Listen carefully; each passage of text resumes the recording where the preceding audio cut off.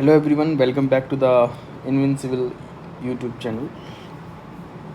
So UGC net JRF series में हमारा next lecture series आज हम पढ़ेंगे. आज हम लेक्चर वीडियो पे देखेंगे कि what is evaluation system and the type of evaluation systems, elements of evaluation and various forms and category of evaluation system. आज हम ये सारी की सारी चीज़ें पढ़ने जा रहे हैं.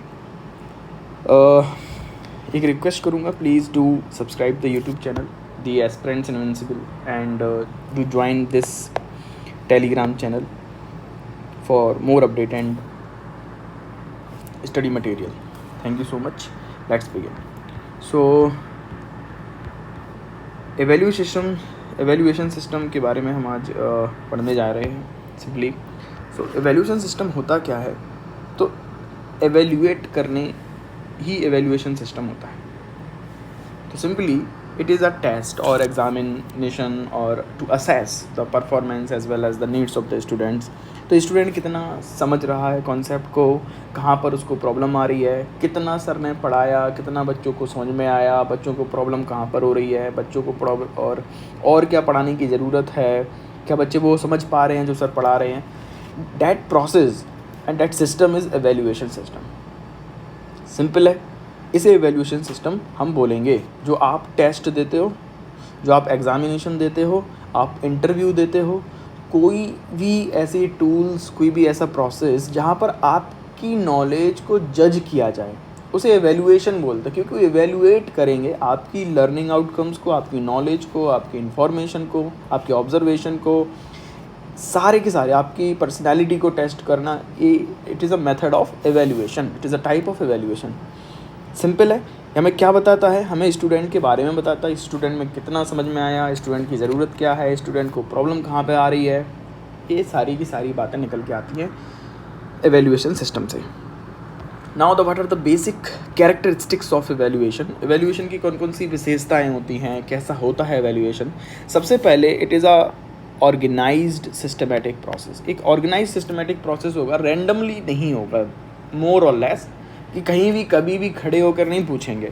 ऑर्गेनाइज्ड होना चाहिए, सिस्टमेटिक होना चाहिए, बच्चों को प्रायर इन्फॉर्मेशन होना चाहिए, बच्चों को टाइम मिलेगा, और रैंडम भी होगा तो एक ऑर्गेनाइज सिस्टमेटिक मैनर में ही एवेल्यूएशन होगा. It is a continuous process. Continuous process है मतलब क्या, जैसी पढ़ाई करते चले जाते हैं तो वैसे ही कंटिन्यूअस प्रोसेस में एवेल्यूएशन होगा. ऐसा नहीं है कि जब आप 10 साल के हो जाओगे तब आपसे पूछा जाएगा, जब आप 10th पास हो जाओगे तब सारी की सारी इन्फॉर्मेशन. नहीं, हर महीने हो सकता है टेस्ट हो, हर 6 महीने में एक बार हो. इसलिए हमारे आप देखते हैं कि हाफ ईयरली एग्जामिनेशन होता है, क्वार्टरली होता था पहले, हाफ ईयरली है, फिर ईयरली हो गया, सेमेस्टर वाइज एग्जामिनेशन हो गया, यूनिट टेस्ट हो गया, मंथली टेस्ट हो गया. These are the type of evaluation system. Simple है. तो यहाँ पर not only learning outcomes is judged, but weaknesses, needs and interest of learners can also be understood. Teachers can plan their courses and schedule according to the needs of the students. It should be flexible. हमारे evaluation system flexible होना चाहिए. बच्चों के identify evaluate करे, बच्चों की needs को समझे, ना कि एक स्ट्रिक्ट मैनर में ही पढ़ाई कराते चले जाएं टीचर्स. इसलिए एवेल्यूएशन करना ज़रूरी है. Now what are the elements of evaluation. जब भी कोई टीचर एवेल्यूएट करे तो उसको क्या क्या रिसोर्सेज चाहिए, क्या क्या होना चाहिए टीचर के पास में, ताकि वो बेहतरीन तरीके से बच्चों का एवेल्यूएशन कर सके. सबसे पहले है एक एवेल्यूएटर और पार्टिसिपेंट की ज़रूरत है. सबसे पहली नीड क्या है, एक एवेल्यूएटर और पार्टिसिपेंट. अगर स्टूडेंट नहीं है, टीचर नहीं है, तो एवेल्यूएशन होना किसका है. टीचर एवेल्यूएट करेगा स्टूडेंट्स को, तो पार्टिसिपेंट्स होना ज़रूरी है, एवेल्यूएटर भी होना ज़रूरी है. सेकंड है पर्पस एंड ऑब्जेक्टिव क्लियर होना चाहिए. पर्पस क्या है इस एवेल्यूएशन सिस्टम का, एवेल्यूएट जो कर रहा है, एवेल्यूएशन प्रोसेस है, इसकी पर्पस क्या है, इसका ऑब्जेक्टिव क्या है. बच्चों का फाइनल एग्जामिनेशन है, बच्चों का यूनिट टेस्ट है, बच्चों के कॉन्सेप्ट क्लियर हुए कि नहीं हुए ये जानना चाह रहे हो, या बच्चों ने कितना याद किया ये जानना चाह रहे हो. बच्चों को कितनी चीज़ें क्लियर हैं ये जानना चाह रहे हो, या बच्चों को कितना याद है ये जानना चाह रहे हो. तो बच्चे कितने ज़्यादा क्रिएटिव हैं ये जानना चाहते हो, या बच्चों की मेमोरी कितनी शार्प है ये जानना चाहते हो। तो objective must be clear and purpose of evaluation must be clear. और आप एवेल्यूएट क्यों कर रहे हो, बच्चों ने कितना सीखा ताकि हम इसको नेक्स्ट क्लास में भेज सकें, इसलिए, या फिर आप जॉब देने जा रहे हो किसी बंदे को तो उसकी नॉलेज जज करना, या फिर किसी पर्सन को पर्सनालिटी चेक कर रहे हो। तो that are the various different types of objective and the purposes of the evaluation process. Simple. तो एडमिशन के लिए हो रहा है, सिलेक्शन के लिए हो रहा है, जॉब के लिए हो रहा, किस लिए हो रहा, आपके ऑब्जेक्टिव क्लियर होने चाहिए। Simple. Understanding of the students जानना चाहते हो, क्या जानना चाहते हो। Next element is resources. कुछ रिसोर्सेज बहुत ज़्यादा ज़रूरी हैं जिसके बिना टीचर एवेल्यूएट नहीं कर सकता। For example benchmark, these are going to work as a benchmark. ये जो रिसोर्सेज रहेंगे बेंच मार्क का काम रहेगा। For example simple questions, 10 questions हो गए, उन ऑब्जेक्टिव टाइप होंगे, उन 10 क्वेश्चंस को आपको आंसर करना पड़ेगा। ये बेंच मार्क हैं एवेल्यूएशन प्रोसेस के। अगर क्वेश्चन क्लियर नहीं है, पूछना क्या है बच्चों से, कैसे पता करेंगे कि हम ये इस जॉब इसके लिए ये फिट है या नहीं है। तो सारी की सारी एवेल्यूएशन प्रोसेस केओटिक हो सकती है, इसलिए resources are mandatory for evaluation. याद रखिए, बिना रिसोर्सेज के आप कैसे, क्वेश्चन पेपर्स हो गया, आंसर सीट ज़रूरी है, ऑनलाइन टेस्ट हो या फिर इक्विपमेंट, हार्डवेयर, सॉफ्टवेयर, सबकी नॉलेज होना ज़रूरी है, मतलब सबकी नेसेसिटी ज़रूरी है, इन सबका होना वहाँ पे ज़रूरी है एवेल्यूएशन प्रोसेस में कंडक्ट करने के लिए जो भी चीज़ हमें चाहिए। These are the resources. Next is analysis. Analysis का मतलब सिंपल है, आपने बच्चे से क्वेश्चन किया, बच्चे ने आंसर दिया, आप फिर उसमें एनालिसिस करिए कि बच्चों ने जो आंसर दिया वो कितना सही है, कितना गलत है, क्या कम्प्लीटली गलत है, कम्प्लीटली रॉन्ग है, कम्प्लीटली राइट है, या फिर एवेल्यूएशन प्रोसेस में और इम्प्रूव करने की ज़रूरत है, और बच्चे से क्वेश्चन पूछने की ज़रूरत है, या लिखवाना ज़रूरी है, सब्जेक्टिव होना चाहिए, डिस्क्रिप्टिव होना चाहिए, बच्चों का माइंड कितना है, शार्प है। That is analysis. तो एनालिसिस करेंगे तब ही जाके बता पाएंगे कि बच्चे ने कितना पढ़ा है। बच्चे ने अगर आंसर नहीं दिया तो इसका मतलब क्या है कि बच्चे के पास नोट्स नहीं थे, या फिर बच्चा स्कूल में नहीं आया था, या फिर बच्चे को पढ़ाई में मन नहीं लग रहा, या फिर बच्चा बीमार था, क्या मतलब है। तो आपको उसके पीछे का बैकग्राउंड जानना ज़रूरी है, जो भी एनालिसिस करना ज़रूरी है, जो भी क्वेश्चन लिखे हैं, आंसर्स दिए हैं बच्चे ने, उसका मतलब क्या है, उससे क्या इन्फ्लुएंस है, उसका ऑब्जर्व करना ज़रूरी है। दैट इज़ एनालिसिस प्रोसेस, ताकि आप बच्चे के बारे में सही बता पाएँ कि बच्चा कैसा है पढ़ाई में, या सिलेक्शन के लिए कैंडिडेट एलिजिबल है या नहीं है।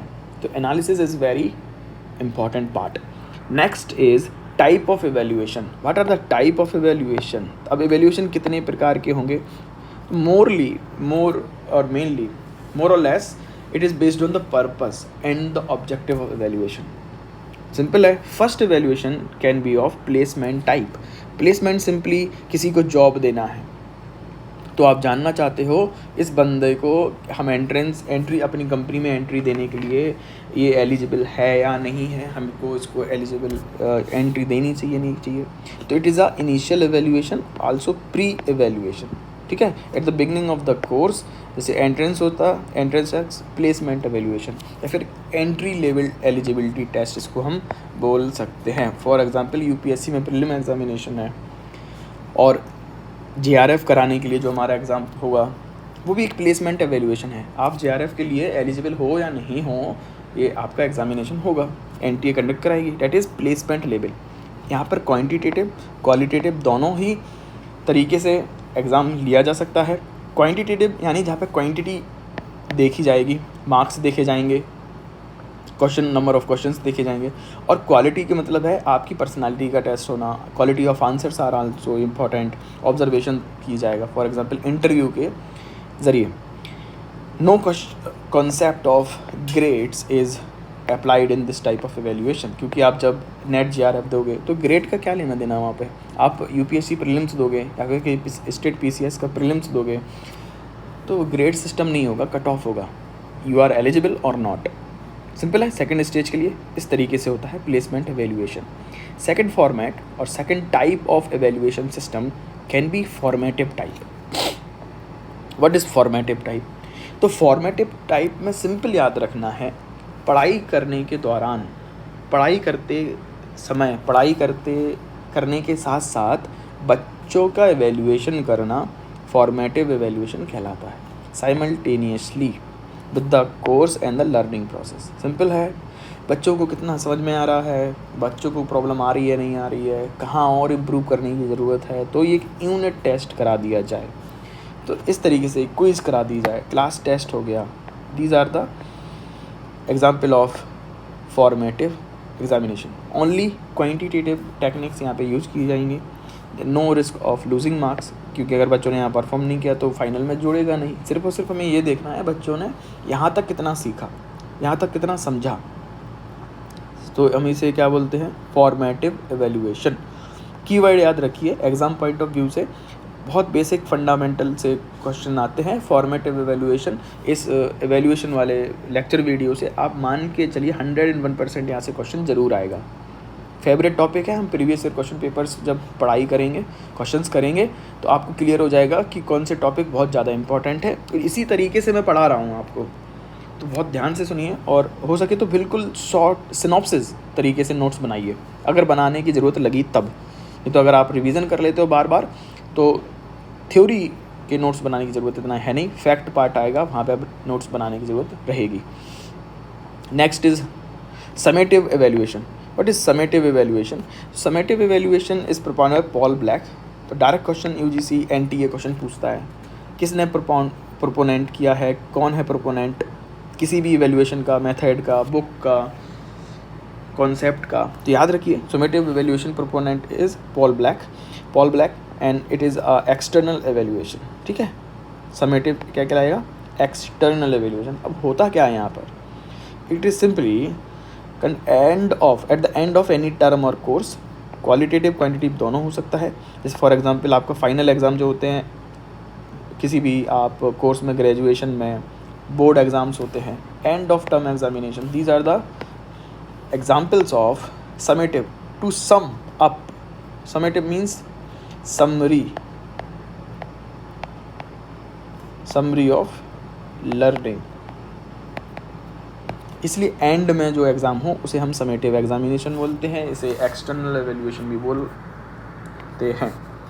Outcome of evaluation are in the form of grades and marks. आपको मार्क्स मिलेंगे, ग्रेड्स मिलेंगे, सिंपल है। These are the summative evaluation. किसने प्रोपोनेंट किया था, पॉल ब्लैक ने प्रोपोनेंट किया था। Next is diagnostic evaluation. अभी डायग्नोस्टिक एवेल्यूएशन है तो डायग्नोसिस एक वर्ड होता है ना, किसी बीमारी का पता लगाना है तो डायग्नोसिस किया जाता है, सेम यहाँ पर है डायग्नोस्टिक एवेल्यूएशन, कि बच्चा पढ़ रहा है नहीं पढ़ रहा, बच्चे को समझ में नहीं आ रहा, क्यों समझ में नहीं आ रहा, बच्चे को मार्क्स नहीं आ रहे, क्यों मार्क्स नहीं आ रहे, डैट इज़ डायग्नोसिस। तो डायग्नोस्टिक एवेल्यूएशन का क्या पर्पज़ है, more comprehensive to find the root cause and diagnosis, weaknesses only. तो क्या प्रॉब्लम आ रही है बच्चे को समझने में, कहाँ प्रॉब्लम आ रही है, कितना आता है, ये सब पता चल जाएगा बाकी एग्जामिनेशन से। बट डायग्नोस्टिक एवेल्यूएशन मतलब पता करना बच्चे के बारे में, बच्चा कितना होशियार है, बच्चा कितना समझदार है, बच्चा को क्या समझ में आता है, क्या नहीं आता, कहाँ क्यों प्रॉब्लम आ रही, क्यों प्रॉब्लम नहीं आ रही है, ये सारी की सारी बातें काम करेंगी root cause in the diagnostic evaluation. Simple है, it is conducted simultaneously with the course. याद रखिए विद द कोर्स, तो ऐसा भी हो सकता है एनटीए डायरेक्ट पूछे कि कौन सा कोर्स के पहले होता है, कौन सा कोर्स के बाद में होता है, कौन सा टेस्ट कोर्स के साथ में होता है। सिंपल है, इसलिए आप ये याद रखिए, कीवर्ड याद रखिए। और इट में आल्सो भी conduct the beginning term, prior knowledge पता करना है, क्वालिटेटिव टेक्निक यहाँ पे यूज की जाएंगी, और इसके बेसिस पे आप टीचर अपने शेड्यूल में चेंज कर सकता है, अपने पढ़ाने के तरीके में चेंज कर सकता है। Next evaluation is norm based evaluation and criteria based evaluation. Simple तरीके से अगर मैं बताऊं, जहां पर एक बच्चे का कंपैरिजन दूसरे बच्चे से हो उसे हम बोलेंगे norm referenced, norm based evaluation, compared with all the other participant. For example, किसी के हाईएस्ट मार्क्स हैं, किसी के लोएस्ट मार्क्स हैं, किसी के बेकार हैं, किसी के सबसे अच्छे मार्क्स हैं। वर्ड का इंपॉर्टेंट है, हाईएस्ट पता नहीं चल रहा कितने मार्क्स हैं, lowest how many marks, no man, but कैसे हैं, बहुत लोएस्ट हैं, that is a norm based evaluation. Second is criteria based. Criteria based होगा तो कितना क्राइटेरिया पहले से था, क्राइटेरिया पहले से डिफाइन था, इतना आना चाहिए उतना आना चाहिए। फॉर एग्जांपल परसेंटाइल और CGPA क्राइटेरिया फिक्स्ड रहेगा, पैरामीटर्स है, किसी से कंपैरिजन नहीं है। आपके कितने परसेंटेज बने 33%, आपके कितने बने 45, बच्चों का कंपैरिजन नहीं हो रहा, आपके एक फिक्स्ड क्राइटेरिया के अंदर मार्क्स आपके बताए जा रहे हैं। That is criteria reference point. Simply है, यहाँ पे आपको आई होप समझ में आ गया होगा। हमारी एवेल्यूएशन ये वाली वीडियो बहुत इंपॉर्टेंट है, इसका रिवीजन ज़रूर से करें। नोट्स हो सकें तो एक कीवर्ड में रिसोर्स नोट्स ज़रूर बना लें, जिससे ताकि लास्ट टाइम में आपको रिवीजन के लिए आसानी रहे। Do subscribe this YouTube channel the aspirant invincible and join this Telegram channel for more study material. मैं यहाँ के नोट्स सारे के सारे नोट्स और PDF बना के इसमें अपलोड कर दूँगा। Thank you so much, take care.